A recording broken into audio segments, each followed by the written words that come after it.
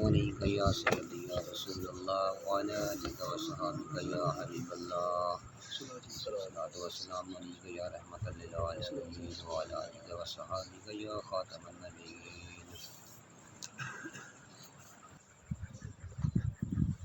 محترم بزرگو، امام ترمذی رحمۃ اللہ علیہ یہ باب لائے ہیں اور اس باب کا عنوان قائم کیا ہے کہ دائیں ہاتھ کو بائیں ہاتھ کے اوپر باندھنا نماز کے اندر۔ یہاں پر مسئلہ قابل غور ہے کہ دائیں ہاتھ کو یعنی سیدھے ہاتھ کو الٹے ہاتھ کے اوپر رکھنا نماز کے اندر۔ اس روایت کے راوی ہیں حل، وہ کہتے ہیں میں نے اپنے ابا سے روایت کیا کہ سرکار دو عالم رحمت دو عالم صلی اللہ تعالیٰ علیہ وسلم ہمیں امامت کرائی، فَيَأْخُذَ شِمَالِهِ بِيَمِينِ کہ پکڑا اپنے دائیں ہاتھ کے اوپر بائیں ہاتھ کے اوپر دائیں ہاتھ کو، یعنی سیدھے ہاتھ کو الٹے ہاتھ کے اوپر سے پکڑا۔ اب یہاں پر ایک بات سمجھنے کے قابل ہے کہ اللہ تعالیٰ کی دربار میں بندہ آ گیا، پڑھنی نماز ہے، سجدہ بھی اللہ کو، اللہ کا نام بھی لے رہا ہے، سبحانک اللہم و بحمدک و تبارک اسمک و تعالی جدک و لا الہ غیرک۔ یا اللہ ابتدا ہی سے میں اعلان کر رہا ہوں تیری ذات پاک ہے اور تو ہی تعریفات کے لائق ہے اور تو ہی ذات ہے بزرگ والے، اور یہ تمام تر معاملات تیری ذات کے برابر کوئی بھی نہیں ہے، اور تیرا میرے لیے تیرے سوا کوئی بھی نہیں ہے، میرے لیے تیرے سوا کوئی نہیں ہے، یعنی میں خالق تجھے مانتا ہوں، کسی اور کو خالق نہیں۔ مجھے پیدا کرنے والا تو ہے، جب پیدا تو نے کیا تو عبادت بھی تیری ہی کرنی ہے، میں نے کسی اور کی عبادت نہیں کرنی۔ اب یہاں پر اتنی بات آ گئی، اب جب عبادت کے سارے الفاظ کہہ گیا پھر ہاتھ باندھنے کی کوئی ضرورت رہے گی؟ وہ ہاتھ باندھے چھوڑ دے، منہ تو قبلے کی طرف کر کے کھڑا ہے، لیکن فرمایا کہ دونوں ہاتھ باندھے، ایک نہیں، کہ کمال ادب یہ ہے کہ دونوں ہاتھ باندھ اور دونوں ہاتھ باندھ اور اپنے آپ کو جھکا اور اللہ کی ذات کے سامنے اس انداز میں اپنے آپ کو پیش کر کے واقعتاً میں یا اللہ تیری ذات کے سامنے ایسا ہوں، میری کوئی حیثیت نہیں، میں ہاتھ باندھ کے اب تیری تعریفات کر رہا ہوں، اور آخر میں دعا کر رہا ہوں غیر المغضوب علیہم ولا الضالین، یا اللہ مجھے تمام تر گمراہ فرقوں سے محفوظ رکھ۔ اب یہاں پر اتنی بات کہہ دی، اب کوئی بات رہ گئی تھی تو پھر ہاتھ کیوں باندھے گئے؟ تو ایک ہاتھ بھی کافی تھا، جس طرح وہ ہماری برادری ایک کلاڑا مارتی ہے۔ میں نے ایک کو کہا وہ بھائی دو ہاتھوں، کہتے صحابی کا ایک ہاتھ تھا، رسول پاک صلی اللہ علیہ وسلم کے دو ہاتھ۔ ہمیں عام چھوٹے سے معصوم بچے ملتے ہیں نا، چھوٹے معصوم بچے ملتے ہیں کہ وہ مسجد کا امام ہے، تو وہ بھی لوگ بچے بھی ہمیں دو ہاتھ سے ملتے ہیں کہ ہماری مسجد کا امام ہے، جو ان کو شعور بھی نہیں ہے، وہ بھی دونوں ہاتھوں سے ملتے ہیں۔ ارے اس کو کیا پتہ، لیکن معصوم بچہ ہوتا ہے صرف اور صرف اس کو پتہ ہے کہ ادب اس بات میں ہے۔ اور یہ چیز اتنا بے بڑا ہو گیا، وہ بڑی مشہور مثال ہے، اونٹ بڑا ہوا اور اس کو پیشاب کرنا بھی نہ ہو، اس کو پیشاب کرنا بھی نہ آیا، بھئی رحمت والے نبی صلی اللہ تعالیٰ علیہ وسلم کے فرمان پر صحابہ نے جان دی ہے. حضور کا فرمان آیا، صحابہ نے جان دی ہے. حضرت ابو بکر فرماتے ہیں عبد الرحمن بیٹے کو، عبد الرحمن اگر تو میرے سامنے آ جاتا احد کے مقام پر جب لڑائی جاری تھی تو میں تیری گردن اڑا کے رکھ دیتا، اس لیے کہ میں تیری گردن پر یوں نہ مارتا کہ یہ میرا بیٹا عبد الرحمن ہے، میں یوں مارتا تیری گردن کے اوپر، تو میرے محبوب کا دشمن ہے. اور انہوں نے تو کچھ بھی نہیں سمجھا، سب کچھ چھوڑ دیا. حضرت صہیب رومی رضی اللہ تعالیٰ عنہ بڑے مشہور صحابی ہیں، بڑے تیر انداز ہیں. حضرت صہیب رومی رضی اللہ تعالیٰ عنہ بڑے مشہور صحابی ہیں، بڑا ان کا نام ہے. تو ایک بار یہ ہوا کہ یہ جب آنے لگے نا مکہ مکرمہ سے تو کافروں کی جماعت آ گئی. فرمانے لگے میرے پاس اتنے تیر ہیں، سارے تیر نکال لیے، میں ایک ایک لگاؤں گا اور نشانہ آج تک میرا تیر کا کبھی پیچھے نہیں ہوا، اور جیسے میں تیر سیدھا کروں گا تمہارے صحیح معنی نشانے پر لگے گا. فرمایا پھر جب میرے پاس تیر ختم ہو گئے پھر میں اپنی تلوار نکال لوں گا، پھر میں تم سے اس وقت تک لڑوں گا جب تک کہ میری تلوار ٹوٹے گی نہیں. ہاں جب میری تلوار بھی ٹوٹ جائے پھر تمہاری مرضی، مجھے پکڑ کے جو کرو. لیکن یہ ہے کہ میں تمہیں مال کا پتہ بتاتا ہوں، اگر مال چاہیے تو جاؤ مال کھاؤ، میں اپنے حبیب کے پاس جاتا ہوں، مجھے مال کی ضرورت ہی نہیں. انہوں نے مال کو پسند کیا، وہ مال لینے چلے گئے، وہ مال لینے کے لیے چلے گئے. انہوں نے کہا ٹھیک ہے سودا ہو گیا، ٹھیک ہے ہمیں مال کا پتہ دو. انہوں نے مال کا پتہ بتایا، وہ مال لینے کے لیے چلے گئے. حضرت صہیب رومی حضور علیہ الصلوۃ والسلام کے قدموں میں پہنچے اور حضور علیہ الصلوۃ والسلام خوش ہوئے. کیا فرمایا؟ رابح البیع ابا یحییٰ، ابو یحییٰ تو نے کیسی بڑی خوبصورت قسم کی خرید و فروخت کی، کیسے تو نے خرید و فروخت کی، کیسے تو نے لین دین کیا.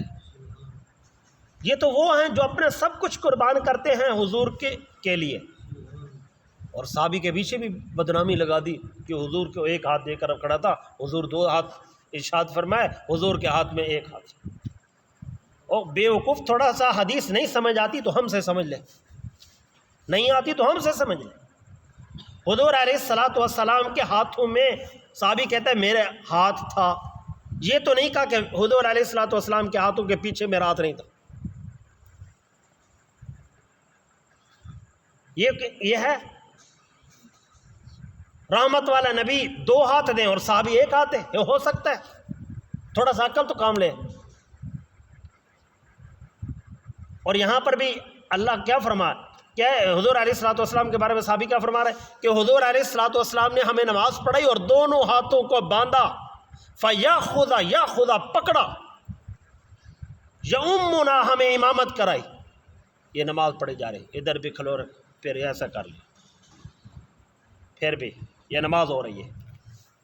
کیا ڈرامہ ہے، اس کو نماز کہتے ہیں؟ پھر ایسے ایسے شروع ہو گئے، پھر ایسے ایسے شروع ہو گئے، یہ نماز ہو رہی ہے. پھر ایک ٹانگ ادھر کراچی میں اور ایک پشاور میں. کوئی انسانیت؟ یہ نماز ہے؟ وہ جس شہنشاہ کے دربار میں کھڑا ہے اس سے تو شرم کر لے. اور ایک آدمی آپ کے دروازے پر ہے، چلو ایک آسان مثال، اس نے سفید سوٹ بھی پہنا ہوا ہو اور کہے بابا میں بھوکا ہوں مجھے روٹی دے دو، بندہ ہٹا گٹا ہو تو جو باہر نکلے گا تھپڑ مارے گا منہ پہ، دفع ہو جا، تجھے مانگنا بھی نہیں آتا. تو اتنا ہٹا گٹا ہے، تم ہے کوئی اس قابل کہ تجھے دیا جائے؟ اور اگر وہ آئے گا ایسے انداز میں، پٹے پرانے کپڑے مٹی شٹی لگائی ہوئی، رونے لگا بابا مجھے دے دو میرا حال بڑا برا ہے، ایسے رونا دھونا شروع کرے گا تو لوگ کہیں گے یار بھوکھا ہے، چلو 2 روٹیاں اس کو دے دو. کیوں؟ اس لیے کہ اس کو مانگنا آتا ہے. اور بے وقوف تو فقیر مانگتے سی بھی گیا گزرا ہے, تجھے اتنی بھی عقل نہیں ہے. جو جس طرح اڈوں پر مانگنے والے ہوتے ہیں ان کو بھی مانگنا آتا ہے, تمہیں مانگنا بھی نہیں آتا. صحابی کیا فرماتے ہیں؟ فرماتے ہیں حضور علیہ الصلوۃ والسلام نے ہمیں امامت کرائی اور اپنے ہاتھ کو سیدھے ہاتھ سے الٹے ہاتھ کو پکڑا. فَيَأْخُذَ أَخَذَ يَأْخُذُ کا معنی پکڑنا ہوتا ہے, پکڑ کے رکھا. نہیں فرمایا کہ کسی جگہ پر حضور علیہ الصلوۃ والسلام نے اپنے ہاتھ مبارک کو چھوڑ دو. یہ کیا نماز ہے؟ کبھی ادھر شروع ہو گیا, کبھی ادھر شروع ہو گیا, ادھر شروع ہو گیا, یہ نماز ہو رہی ہے. تو اس لیے اپنی ایسی نمازوں کو نہیں کرنا چاہیے. اور فرمایا کہ اس روایت کو راوی نقل کون کرنے والا ہے؟ فرمایا حضرت وائل بن حجر سے روایت ہے, حضرت غطیف بن حارث سے روایت ہے, اور حضرت عبداللہ بن عباس سے روایت ہے, اور حضرت عبداللہ بن مسعود سے روایت ہے, اور حضرت سہل بن سال سے یا حضرت سہل بن سعد سے. راوی کہتا ہے مجھے شک ہے, یاد نہیں وہ سہل بن سال تھے یا سہل بن سعد تھے.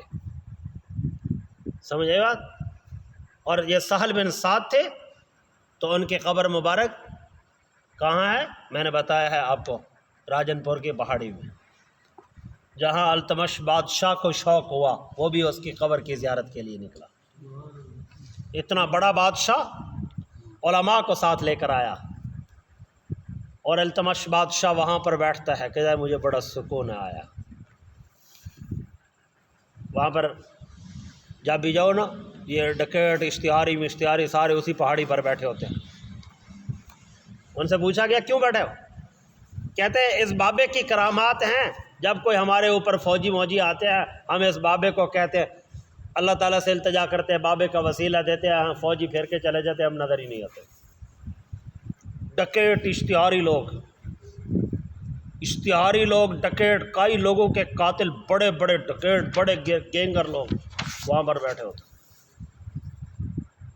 کیا کہتے ہیں؟ ہم بابے کا واسطہ دیتے ہیں, فوج آتی ہے, بندے آتے ہیں, دیکھ کے چلے جاتے ہیں, ہم نظر ہی نہیں آتے. حالانکہ پہاڑی بھی چھوٹی ہے, کوئی بڑی نہیں ہے, بندہ چھپ ہی نہیں سوچ ہی نہیں سکتا. لیکن کیا ہے, یعنی اتنا پکا یہ لوگ ہیں. یہ فرماتے ہیں حضور علیہ الصلوۃ والسلام نے اپنے سیدھے ہاتھ سے الٹے ہاتھ کو پکڑا. اس لیے نماز کو ادب سے پڑھو, بے ادبی سے نہیں بھائی, بے ادبی سے کام نہیں. باقی وہ برادری کچھ ہمارے ساتھی اختلاف کو مخالفت میں لے جاتے, مخالفت میں نہ لے جاتے. وہ ہمارے بھائی ہیں, ان کو سمجھ نہیں آتی بیچاروں کو, وہ بیوقوف احمق ہے. ایک آدمی پڑھا ہوا ہو, ایک آدمی ان پڑھ ہو, پڑھا ہوا آدمی ان پڑھ سے مقابلہ کرے کوئی اچھا ہے؟ پڑھا ہوا آدمی ان پڑھ بندے سے مقابلہ کرے اچھا ہے؟ اچھا نہیں ہے. یہ بیچارے مذہب سے بھی یتیم ہے, عقل سے بھی یتیم. ایک ان کا مولوی فوت ہو گیا, مجھے تو ایسے بتایا, مولوی عبدالرشید, گجرانوالہ کے علاقے میں کوئی گاؤں تھا, جلن کا رہنے والا تھا. وہ کہتا ہے حدیث میں جو آتا ہے عند اہل الحدیث سے, اس سے مراد ہمارا فرقہ اہل حدیث. حالانکہ وہاں پر یہ بھی لکھا ہوا ہے کہ عند اہل السنت والجماع, کیا اہل السنت, تو اس کا مطلب یہ ہے کہ پہلے دن سے تم علماء کو نہیں مانتے تھے. اور علماء تو کہہ رہے ہیں کہ عند اہل الحدیث سے مراد محدثین ہے. امام بخاری اور امام ترمذی ہے, امام مسلم اور امام ابو داؤد ہے, امام دار قطنی ہے. وہ محدثین کی جماعت ہے, نہ کوئی بیوقوف احمق تمہارے جیسے. جس کو وضو کرنا نہیں آتا وہ بھی کہتا ہے میں محدث. محدث تو نہیں ہوگا, پھر ایک اور لفظ ہے عربی کا محدث. محدث کا معنی ہوتا ہے بے وضو. محدث کا معنی کیا ہوتا ہے؟ بے وضو. یہ بیچارے اکثر بے وضو رہتے ہیں, کہتے ہیں ہوا خارج کر لو, کوئی ساتھ والے تک آواز نہ جائے, بس آواز گئی, کہتے بو نہ آئے, آواز نہ آئے, بس پھر خیر کوئی کام چلتا رہے گا. پنچر گاڑی بھی روڈ تک پہنچ جائے گی. فرمایا امام ابو عیسیٰ ترمذی رحمۃ اللہ علیہ نے فرمایا کہ حدیث حلب حدیث حسن ولا عمل على هذا عند اهل العلم من اصحاب النبی صلی اللہ علیہ وسلم والتابعین ومن بعدهم, کہ علماء کا عمل اور اہل علم کا عمل, صحابہ کرام رضوان اللہ تعالی علیہم اجمعین کا عمل, والتابعین اور تابعین کا عمل, والتابعین واتبع التابعین، اور ان کے بعد والے آنے والوں کا بھی عمل یہی تھا کہ ہاتھ کو پکڑ کر رکھتے تھے. اور فرمایا وَيَرَوْنَ أَن يَضَعَ الرَّجُلَ بِيَمِينِهِ عَلَى شِمَالِهِ فِي الصَّلَاةِ، کہ یا کہ آدمی رکھتا تھا اپنے ہاتھ کو، سیدھے ہاتھ کو الٹے ہاتھ کے اوپر نماز میں. اور فرمایا کہ دیکھا گیا ہے کہ بعض حضرات جو تھے ان میں سے دیکھا گیا کہ وہ کیا ہے، أَن يَضَعُهُمَا فَوْقَ السُّرَّةِ، اپنی ناف کے اوپر باندھنے لگے. اور لیکن اکثریت کو دیکھا گیا کہ تحت السرۃ، وہ اپنی ناف کے نیچے باندھتے، ناف کے نیچے باندھتے تھے. اور جو فرمایا کہ نیچے باندھتے تھے ان کے بارے میں تو کیا فرمایا، کل ذالک واسع عندہم، ان کے پاس بڑا کچھ علم کے بے بہا لوگ تھے، وہ ایسے لوگ نہیں تھے، اور وہ بڑے وسیع علم والے تھے. فرمایا کہ ان کے پاس جو حلب کے روایت نقل کرنے والے ہیں، حلب کے بارے میں آپ کو اعتراض نہیں ہونا چاہیے. حلب کون ہے؟ فرمایا یزید بن قنافہ الطائی ہے، قبیلہ طائی کا رہنے والا. یہ بہت بڑا صحابی ہے، عام آدمی نہیں ہے. کسی کو شک نہیں ہونا چاہیے، یہ اتنا بڑا انسان ہے. یزید بن قنافہ الطائی، قبیلہ طائی کا رہنے والا یہ انسان ہے. اور یہ حدیث کے بارے میں اس کا دماغ بالکل کامل ہے، کامل و ضبط انسان ہے. اس کی دماغ ایک ذرے کے برابر بھی کمزور نہیں تھی. اللہ تعالیٰ سے دعا ہے اللہ تعالیٰ عمل کی توفیق.